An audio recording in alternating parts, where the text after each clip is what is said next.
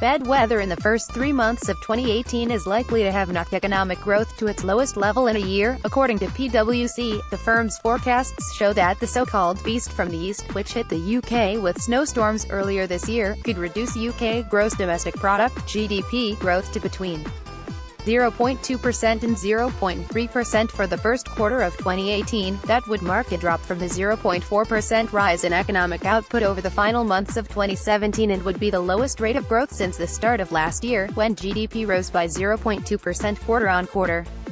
The warning from PwC comes ahead of official data from the Office for National Statistics, which will release its preliminary first-quarter GDP estimate next Friday, April 27. PwC's forecast is similar to projections by the National Institute of Economic and Social Research (NIESR) think tank, who predicted a slowdown to around 0.2%.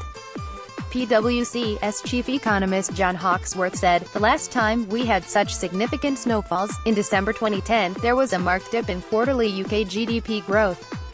Construction output fell sharply and retail and leisure spending was hit in the run-up to Christmas. This was only partly offset by a sharp rise in energy consumption for heating.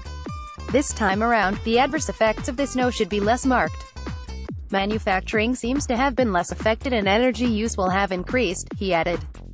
Official figures last week showed that manufacturing activity declined unexpectedly in February, with factory output dropping 0.2% month-on-month, while the construction sector suffered a 1.6% drop, having fallen by 3.1% in January. According to the ONS, the statistics agency said it was difficult to quantify the impact of bad weather on the industry, but that poor conditions could have been responsible for the decline.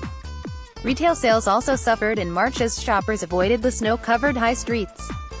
However, PwC said that any bad weather effects should only be temporary, and that output was likely to bounce back in the second quarter.